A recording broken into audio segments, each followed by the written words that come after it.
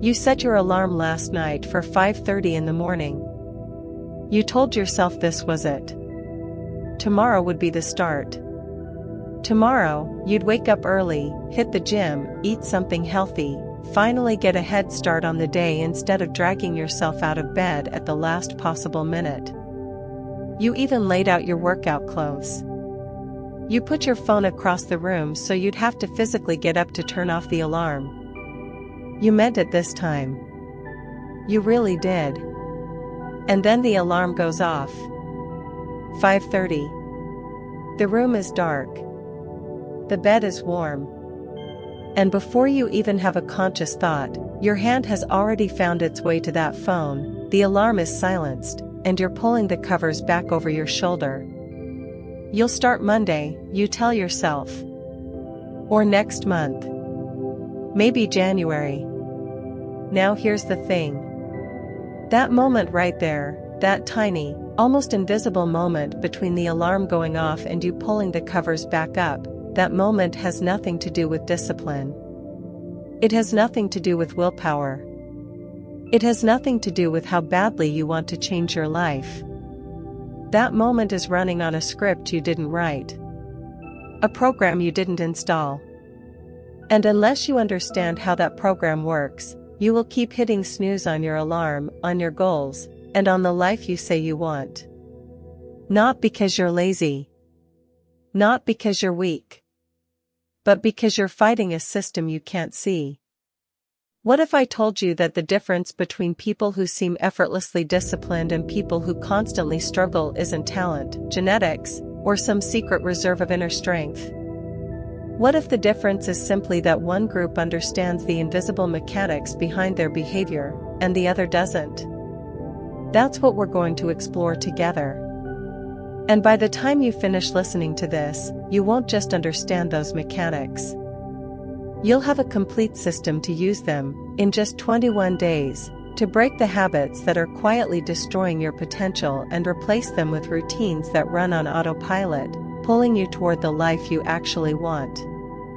Let's start with something uncomfortable but important. You are not in control of as much of your day as you think you are. Roughly 40% of the actions you take on any given day aren't really decisions. They're habits. Automatic behaviors that your brain executes without asking for your permission. Think about your morning. The order you do things in. The route you drive to work. What you reach for when you're stressed. How you spend the first 20 minutes after you get home. You're not deciding those things fresh every day. Your brain decided them a long time ago, packaged them up, and filed them under "just do this automatically." And that's actually a beautiful thing when it works in your favor. Imagine having to consciously think about every single step of brushing your teeth, or driving a car, or tying your shoes. You'd be exhausted before lunch. Your brain automates repeated behaviors to save energy. That's its job. The problem is that your brain doesn't distinguish between good habits and bad ones. It automates whatever you repeat, regardless of whether it's helping you or slowly ruining you. Scrolling your phone for 45 minutes before bed? Automated. Grabbing chips when you're bored at 9 p.m.? Automated. Telling yourself you'll start tomorrow? That's automated too. Now most of us, when we realize we have a bad habit, do the same thing. We try to use willpower to overpower it. We grit our teeth. We clench our fists. We stare at the ceiling and say, "I will not do the thing." And sometimes it works. For a day. For 3 days. Maybe even a week if you're really fired up. But eventually, and this is not a matter of if, it's a matter of when, the willpower runs out. Because willpower is not a permanent resource. It's more like a battery. It drains throughout the day. Every decision you make, every temptation you resist, every stressful email, every argument you bite your tongue through, all of it drains the battery. And when the battery dies, the autopilot takes over. And the autopilot is running your old habits. This is why Monday motivation never lasts until Friday. This is why you can be completely committed at 8 a.m. and completely derailed by 8 p.m. You're not failing because something is wrong with you. You're failing because you're using the wrong tool for the job. Willpower is a tool for emergencies. It's not a tool for transformation. Transformation requires something different. It requires understanding the system that runs your behavior, and then redesigning it from the inside. Let me introduce you to the most powerful concept you'll encounter in this entire conversation. It's called the habit loop. And once you see it, you cannot unsee it. Every single habit you have, good or bad, tiny or life-altering, runs on a three-part loop. The first part is the cue. That's the trigger. The thing that tells your brain to initiate the automatic behavior. It could be a time of day, a location, an emotion, another person, or something you just finished doing. The second part is the routine. That's the behavior itself. The thing you actually do, the scrolling, the snacking, the procrastinating, whatever it is. The third part is the reward. That's the payoff your brain gets from completing the routine. The hit of dopamine, the relief from boredom, the comfort from stress, the brief feeling of control. Cue. Routine. Reward. That's it. That's the engine running under every habit in your life. And here's what makes it so powerful, and so dangerous. Once the loop is established, your brain stops thinking about it. It just runs. The cue fires, the routine executes, the reward lands, and the loop strengthens. Over and over. Day after day. Until the behavior becomes so automatic that you don't even realize you're doing it half the time. Think about this. Have you ever picked up your phone, opened an app, scrolled for 5 minutes, and then suddenly thought, wait, why did I even pick this up? That's a completed habit loop. The cue was probably boredom or a brief moment of discomfort. The routine was reaching for the phone. The reward was stimulation, a little hit of novelty. You didn't decide to do it. The loop decided for you. And this is happening all day, every day, across dozens of behaviors. Some are harmless.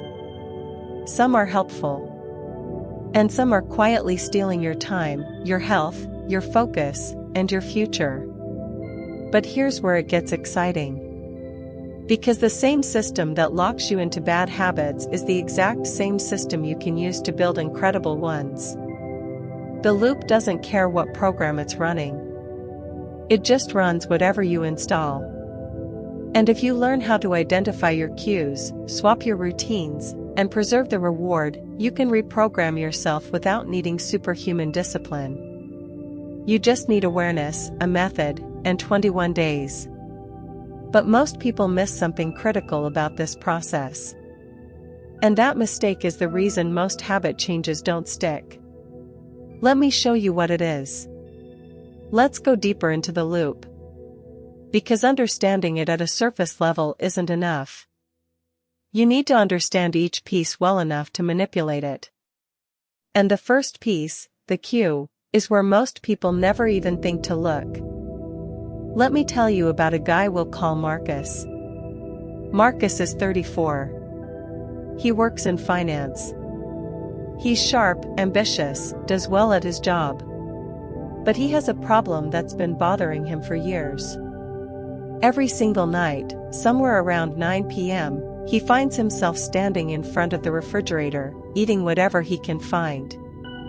Chips, leftover pizza, ice cream, sometimes all three. He's not hungry. He knows he's not hungry. He had dinner 2 hours ago.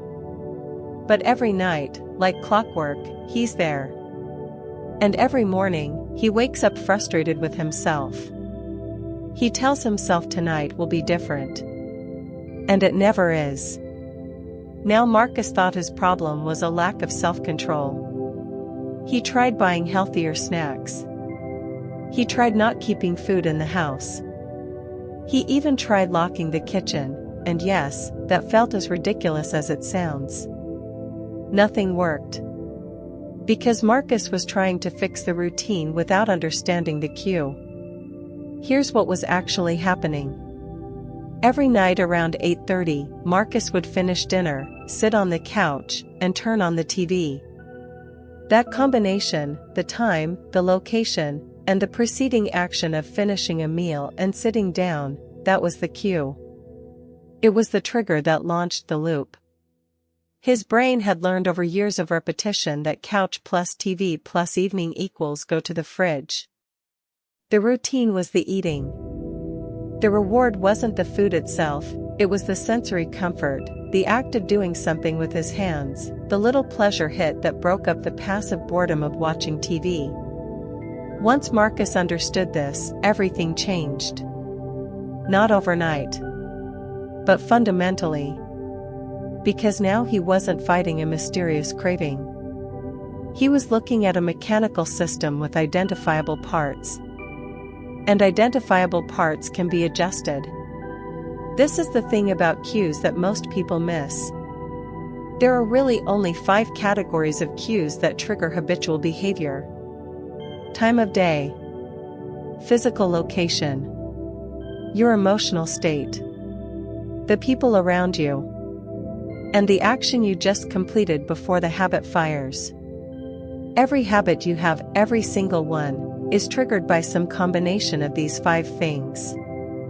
And when you start tracking them, patterns jump out at you almost immediately. Think about your own worst habit for a second. The one that frustrates you the most. When does it usually happen? Where are you? How are you feeling? Who's around? What did you just finish doing? If you can answer those questions honestly, you've already found the cue. And finding the cue is half the battle. Because the cue is the doorway. If you understand the doorway, you can change what's on the other side. Now let's talk about the second part of the loop, the routine. This is the part everyone focuses on. This is the behavior. The scrolling. The snacking. The procrastinating. The nail-biting. The negative self-talk. Whatever it is, this is the thing you want to stop doing. And the natural instinct is to try to just stop. Delete the behavior. Remove it from your life through sheer force of will. But here's why that approach almost always fails. Your brain doesn't like voids. When you try to simply eliminate a routine without putting anything in its place, you create an empty space in the loop. The cue still fires. Your brain still expects a reward. But now there's nothing in the middle. And that void creates tension, anxiety, restlessness. Your brain starts screaming at you to fill it. And eventually, you give in and fill it with the old behavior. Not because you're weak, but because the system demands completion. The solution isn't deletion. It's substitution. You keep the cue. You keep the reward. You swap the routine. Same trigger, same payoff, different behavior. This is the golden rule of habit change, and it changes everything once you internalize it. Let me show you what this looks like in practice. Let's take someone we'll call Emily. Emily is 28, works in marketing, and she has a procrastination problem that she describes as almost physically painful. She has projects, deadlines, creative work she genuinely wants to do, but every time she sits down to start, she opens her browser, checks social media, reads articles, watches clips, and before she knows it, 2 hours have evaporated. She feels guilty. She rushes the work. The quality suffers. The cycle continues. Emily thinks she's lazy. She's told herself that story so many times it feels like fact. But laziness has nothing to do with it. Here's what's actually happening inside her habit loop. The cue is the moment she sits down and faces a blank page or a complex task. That moment triggers a spike of anxiety, the discomfort of not knowing where to start, the fear of producing something bad, the overwhelm of a big project. The routine, opening the browser, scrolling, consuming easy content, isn't about entertainment. It's about relief. It's her brain's way of escaping the anxiety. The reward is the immediate reduction of that uncomfortable feeling. Her brain has learned that the fastest way to stop feeling anxious about hard work is to avoid the hard work. And it has automated that solution beautifully. Now watch what happens when Emily applies the substitution principle. The cue stays the same, she still sits down to work, and the anxiety still shows up. That's fine. The cue isn't the problem. The reward stays the same too, she still needs relief from that initial discomfort. But instead of opening a browser, she writes one sentence. Just one. It doesn't have to be good. It doesn't have to be the opening line of her project. She just has to put one sentence on the page. That's the new routine. And here's the magic. That one sentence, that tiny, almost laughably small action, gives her the same reward. Because the anxiety wasn't really about the whole project. It was about starting. Once she writes one sentence, the blank page isn't blank anymore. The paralysis breaks. The anxiety drops. And more often than not, one sentence becomes two, becomes a paragraph, becomes an hour of focused work. Same cue. Same reward. Completely different routine. Completely different outcome. Now let's talk about the third part of the loop, the reward, because this is the piece that makes or breaks everything, and it's the piece almost nobody understands correctly. When I say reward, most people think of the obvious thing. The taste of the food.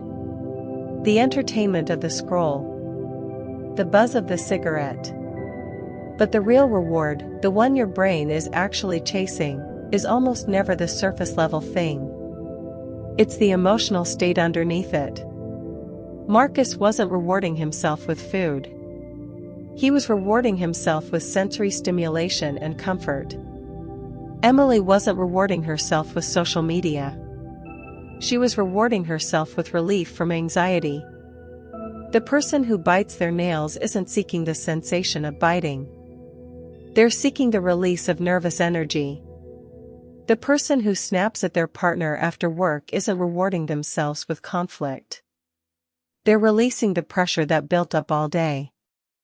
If you try to change a habit without understanding the real reward, you'll either choose a replacement routine that doesn't satisfy the same need, and it won't stick, or you'll white-knuckle your way through until the pressure builds and the old habit explodes back.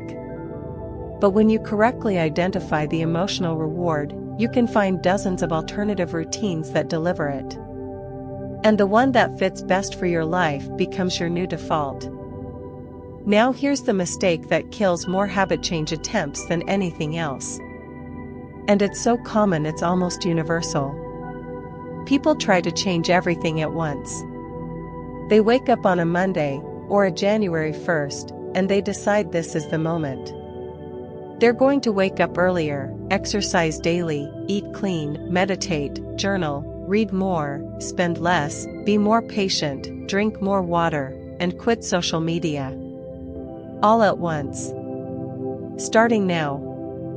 And for about 72 hours, it feels incredible. The motivation is electric. The vision is clear. They feel like a new person. But by day 4, they're exhausted. By day 7, they've dropped half the habits. By day 14, they're back to where they started, except now they feel worse, because they've added another failure to the pile. Another piece of evidence for the story that says I just can't change. But the failure wasn't about them. It was about the approach. Your brain cannot rewire multiple loops simultaneously. Each habit loop needs focused attention, conscious tracking, and deliberate practice. When you try to change 10 habits at once, you're asking your brain to run 10 conscious override programs simultaneously, while still handling your job, your relationships, your stress, and your daily life. It's not a willpower problem. It's a bandwidth problem. The 21-day challenge works because it respects this limitation. 1 habit. 1 loop. 21 days of focused attention. That's it. And when that one habit clicks, when it starts running on its own, you move to the next one. Not because you're going slow. Because you're going deep. And depth is what creates lasting change. So now you understand the loop. You understand the cue, the routine, and the reward. You understand why willpower fails and why substitution works. You understand why changing one habit at a time is not a limitation but a strategy. The question is, how do you actually do this? What does the 21-day process look like, day by day, step by step? Let me walk you through it. Before we get into the system, let's clear up a common misconception about the 21-day timeline. You've probably heard the idea that it takes 21 days to form a new habit. And you might be wondering whether that's actually true or just one of those things people say because it sounds clean and simple. The honest answer is that the timeline varies. Some habits take less time. Some take more. The complexity of the behavior, the strength of the old loop, your environment, your emotional state, all of these affect how quickly a new habit takes root. But here's what 21 days does give you, and it's arguably more important than permanent automation. It gives you proof. 21 days is long enough to break through the initial discomfort, get past the first wave of resistance, and start experiencing real momentum. But it's short enough that your brain doesn't panic at the commitment. You're not signing up for the rest of your life. You're signing up for 3 weeks. And 3 weeks is something almost anyone can commit to. The real power of the 21-day challenge isn't that you'll have a perfect, fully automated habit by day 22. It's that you'll have done something most people never do, you'll have followed through. You'll have evidence that you can commit to something and see it through. And that evidence changes how you see yourself. It changes your identity. And identity is the deepest level of habit change there is. So let's walk through this. The 21 days are broken into 3 phases. Each phase has a different purpose, a different focus, and a different emotional texture. Understanding what to expect in each phase is crucial, because the people who fail usually fail because they didn't know what was coming. Phase 1 is days 1 through 7. I call this the awareness phase. During this first week, you are not trying to change anything. Read that again. You are not trying to change anything yet. This is the part most people skip, and it's the reason most people fail. During the first 7 days, your only job is to observe. You pick one habit, just one, that you want to change. Maybe it's the late night snacking. Maybe it's the phone scrolling. Maybe it's the procrastination. Maybe it's the negative self-talk that plays on repeat every time you look in the mirror. Whatever it is, pick one. And then, every time that habit fires during the week, you write down 3 things. What was the cue? Specifically, what time was it? Where were you? How were you feeling? Who was around? What had you just been doing? What was the routine? What exactly did you do? And what was the reward? How did you feel immediately after? That's it. You don't try to stop the habit. You don't try to resist it. You don't judge yourself for doing it. You just watch it happen and take notes. You become a scientist studying your own behavior. And I know that sounds almost too simple to be useful. But something remarkable happens when you do this consistently for 7 days. Patterns emerge that you never noticed before. You start seeing the cue with startling clarity. You start recognizing the real reward, not the surface one, but the emotional one underneath. And most importantly, you start creating a tiny gap between the cue and the routine. A moment of awareness that wasn't there before. That gap is everything. That gap is where change lives. Let me tell you what this looked like for someone we'll call James. James is 41. He runs a small business. He's successful by most measures, but there's one habit that's been eroding his confidence for years. He checks his email compulsively. Not just at his desk. Everywhere. At dinner with his family. At his kids' soccer games. In bed at 11 p.m. The second he feels any flicker of uncertainty or downtime, his thumb is on the email app. He told himself it was because he was dedicated. Responsible. On top of things. But deep down, he knew it was compulsive. He knew it was pulling him out of moments that mattered. During his awareness week, James tracked every email check. And what he discovered surprised him. It wasn't about the emails. He almost never found anything urgent. The cue was any moment of stillness or uncertainty, any brief period where he didn't have a clear task in front of him. The routine was checking the inbox. The reward was a brief sense of control. Of being on top of things. Of having something to respond to. His brain had learned that uncertainty feels uncomfortable, and checking email makes the uncertainty feel managed, even if nothing actually changes.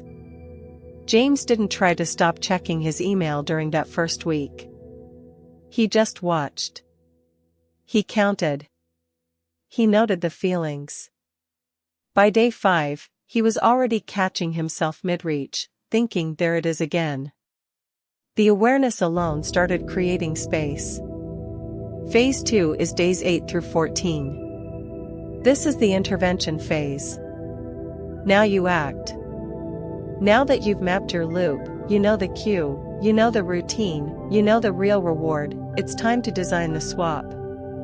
Remember, same cue, same reward, different routine. Your job during this week is to experiment. When the cue fires, instead of executing the old routine, you try the new one. And it will feel uncomfortable. It will feel forced. It will feel like wearing shoes on the wrong feet. That's normal. That's not a sign that it isn't working. That's a sign that your brain is being asked to run a new program, and new programs always feel clunky at first. For Marcus, our nighttime snacker, the intervention looked like this. When 9 p.m. hit and he was on the couch watching TV, instead of walking to the fridge, he picked up a crossword puzzle. Same cue, couch, TV, evening. Same reward, sensory engagement, something to do with his hands, a small hit of satisfaction. Different routine. The first few nights felt weird. His body almost physically pulled him toward the kitchen. But he had the puzzle ready. He had designed his environment in advance. And by night 4 of the intervention phase, the pull was weaker. By night 7, he was reaching for the crossword automatically. For Emily, the procrastinator, the intervention was writing one sentence before allowing herself to do anything else. The cue, sitting down at her desk, still triggered anxiety. But instead of opening a browser, she opened her document and typed one sentence. Just one. The reward, relief from the initial overwhelm, came almost immediately, because the hardest part of any task is starting. One sentence broke the seal. And most days, one sentence led to real, focused work. For James, the intervention was replacing the email check with 3 deep breaths. When he felt that flicker of uncertainty or stillness, Instead of reaching for his phone, he closed his eyes, took 3 slow breaths, and sat with the discomfort for just 10 seconds. The reward, a sense of calm and control, was actually stronger than what the email checking provided. Because the breathing gave him genuine peace, while the email checking only gave him the illusion of it. Now I want to be honest with you about this phase. Days 8 through 14 are the hardest part of the 21 days. This is where most people quit. Because the new routine doesn't feel natural yet, and the old routine is calling your name like an old friend. There will be days when you slip. Days when the cue fires and you execute the old routine before you even realize what happened. And the temptation in that moment is to say, see? It didn't work. I can't do this. But that thought is a trap. One slip is not a failure. One slip is data. It tells you something about the cue you might have missed, or the environment you haven't fully adjusted, or the reward you haven't fully replicated. The only real failure is stopping the experiment entirely. As long as you're still observing, still tracking, still trying the swap, you're succeeding. Even on the days it doesn't go perfectly. Phase 3 is days 15 through 21. This is the automation phase. And this is where the magic happens. By now, you've spent a full week watching your loop and a full week intervening in it. The new routine has been practiced enough times that your brain is starting to encode it. It's not fully automatic yet, but the resistance is fading. The new behavior is starting to feel less like a conscious effort and more like just what you do. During this final week, your focus shifts from active intervention to reinforcement. You keep doing the new routine, but now you also start noticing something subtle and powerful: how you feel about yourself. Because by day 15, you've been consistent with something for over 2 weeks. And for most people listening to this, that might be longer than you've stuck with any change in recent memory. That's not a small thing. That's identity level evidence. Every day you complete during this phase is a vote. A vote for the person you're becoming. Not the person who tries and quits. The person who sees things through. The person who understands their own mind well enough to work with it instead of against it. There's a concept that's crucial to understand here, and it's this: habit change at the deepest level isn't about behavior. It's about identity. You can change a behavior temporarily through force. But lasting change happens when the behavior aligns with who you believe you are. When you see yourself as someone who doesn't scroll mindlessly, it stops requiring willpower not to scroll. When you see yourself as someone who exercises, getting to the gym isn't a battle, it's just what you do. The 21 days aren't just building a new routine. They're building a new self-image. And that self-image, once it takes root, protects the habit far more effectively than any amount of discipline ever could. So let me ask you something. And I want you to actually answer this in your mind as you listen. What's the one habit you know, is holding you back? Not the 5 habits. Not the 10 things you'd like to improve someday. The one. The one that quietly eats your time, your energy, your self-respect, or your potential. The one you've tried to change before and couldn't. The one that makes you feel frustrated with yourself because you know better but you keep doing it anyway. Got it? Good. Because that habit, whatever it is not a reflection of your character. It's a loop. It has a cue, a routine, and a reward. And starting today, you can begin to see it for what it really is. Not a personal failing. A mechanical system. And mechanical systems can be redesigned. Here's what I want you to do. Today, not Monday, not next month, today, get a notebook. A simple one. Or open a note on your phone. And every time that habit fires, write down 3 things. The cue. The routine. The reward. Don't try to change it yet. Don't judge it. Don't resist it. Just watch it. Like a scientist watching a lab experiment. Curious. Detached. Observant. If your habit is health-related, late-night snacking, skipping workouts, stress eating, track it. When does it happen? Where are you? What were you feeling right before? What relief does it give you? If your habit is productivity-related, procrastination, phone addiction, inability to focus, track it. What's the trigger? What are you avoiding? What does the distraction give you emotionally? If your habit is mindset-related, negative self-talk, comparison spirals, catastrophizing, track it. What sets it off? What's the pattern of thoughts? And what does your brain get out of running that pattern? You will be amazed at what 7 days of honest tracking reveals. Patterns you've never noticed. Triggers you've never identified. Rewards you never knew you were chasing. And with that knowledge, not with motivation, not with willpower, but with knowledge, you'll be ready to design the swap that changes everything. Now let me take you somewhere for a moment. Let me paint a picture of what's on the other side of this process. Because I think it's important to see where this leads, not just the immediate habit change, but the ripple effects. Let's revisit the people we've been talking about. Marcus, the nighttime snacker. After his 21 days, something shifted that he didn't expect. It wasn't just that he stopped raiding the fridge at 9 p.m. It was that he started trusting himself.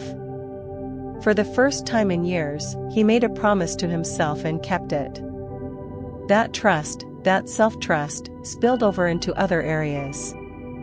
He started tackling a project at work he'd been avoiding for months. Not because someone told him to. Because he finally believed he could follow through. One habit loop changed his relationship with himself. Emily, the procrastinator. After her 21 days of writing one sentence first, she didn't just become more productive. She started producing her best work. Because the anxiety that used to paralyze her was no longer running the show. She still felt it, the discomfort of starting never fully disappears, but she had a response to it now. A reliable, practiced response. And that changed how she saw herself professionally. She stopped calling herself lazy. She started calling herself someone who starts scared and does it anyway. James, the compulsive email checker. After his 21 days of breathing through the urge, he discovered something he hadn't felt in years: presence. He was actually watching his daughter's soccer games. Actually tasting his dinner. Actually lying in bed at night without the blue glow of a screen on his face. His wife noticed before he did.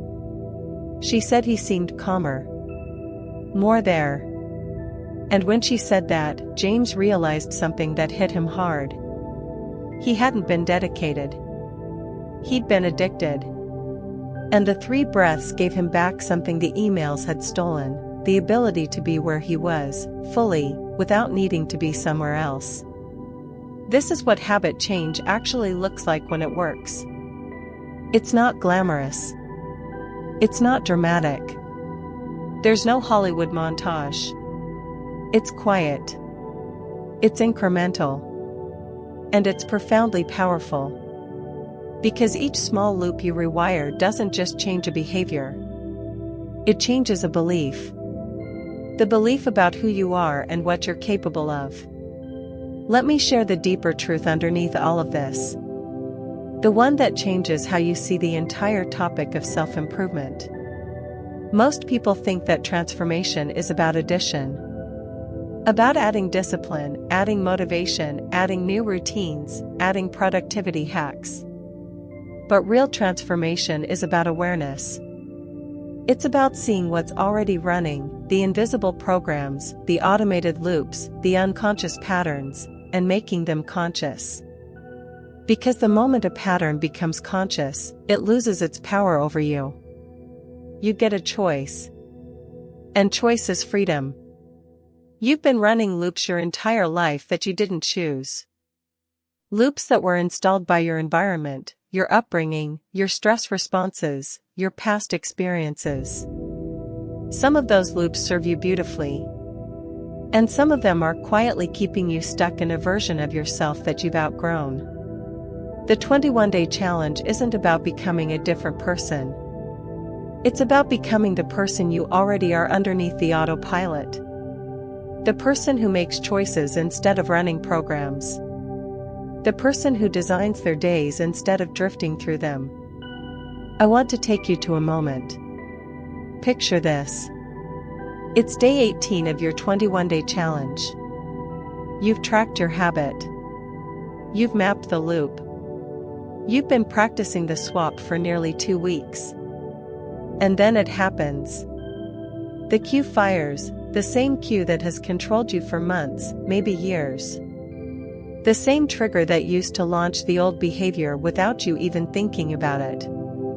But this time, something is different. There's a pause. A space. A tiny gap between the trigger and your response.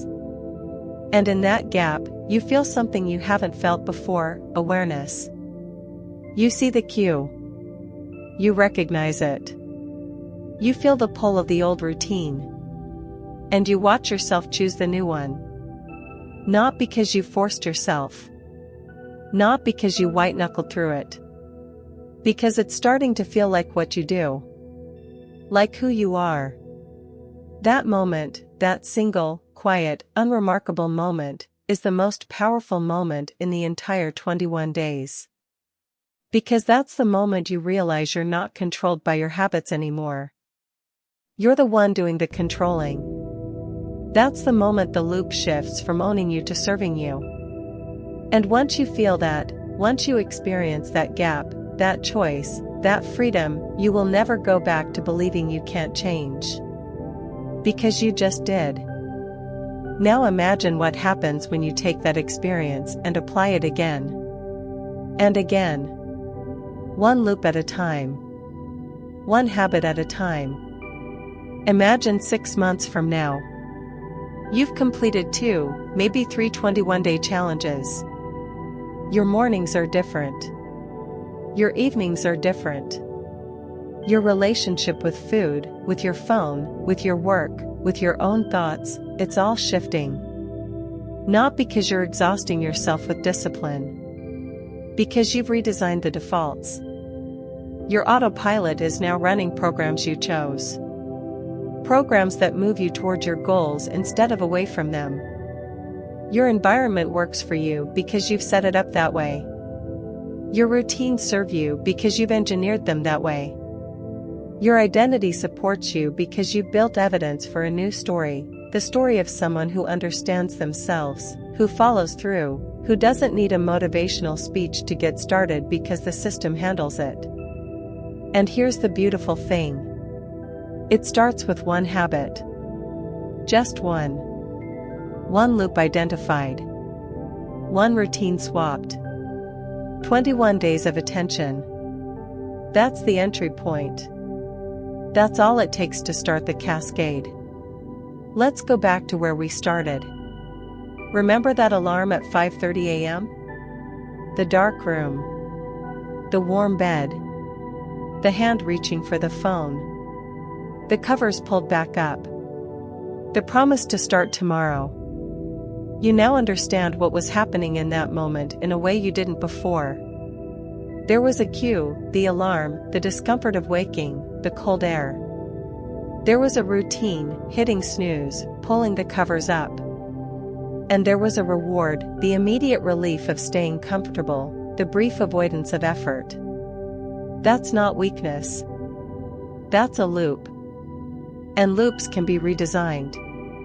Maybe the swap is putting the alarm across the room and placing your gym shoes right next to it, so the first thing your feet touch when you stand up is a cue for the new routine. Maybe the swap is setting the coffee maker on a timer so the smell of coffee becomes the reward that pulls you out of bed. Maybe the swap is even simpler than that, just committing to standing up, walking to the alarm, and standing there for 10 seconds. That's it. Same cue. Same basic reward, the coffee, the satisfaction of being up, the quiet pride. Different routine. It doesn't require a revolution. It requires a redesign. And that's the final reframe I want to leave you with. You have never had a discipline problem. You've had a design problem. And now you know how to fix it. Your habits are either building the person you want to become, or keeping you trapped as who you used to be. The loop is running either way. Every minute of every day, the cues are firing, the routines are executing, the rewards are reinforcing. You don't get to choose whether or not to have habits. You only get to choose which ones you run. And now, right now, today, you have the knowledge and the system to start choosing wisely. One habit. One loop. 21 days. That's your starting line. Not Monday. Not January. Now. Because the person you're becoming is built by the choices you make in the next 3 weeks. And those 3 weeks start the moment you decide they do. If this spoke to you, if something in this shifted how you see yourself and your habits, then stay with this channel. Subscribe if you haven't. Because this is what we do here. We go deep on the ideas that actually change lives. Not surface-level motivation that fades by tomorrow. Real understanding. Real systems. Real transformation. One conversation at a time. And remember, you don't need to become someone new. You just need to see the loops. Redesign the defaults. And give yourself 21 days of proof. The person you want to be is not far away. They're just on the other side of one habit loop. And now you know how to cross it.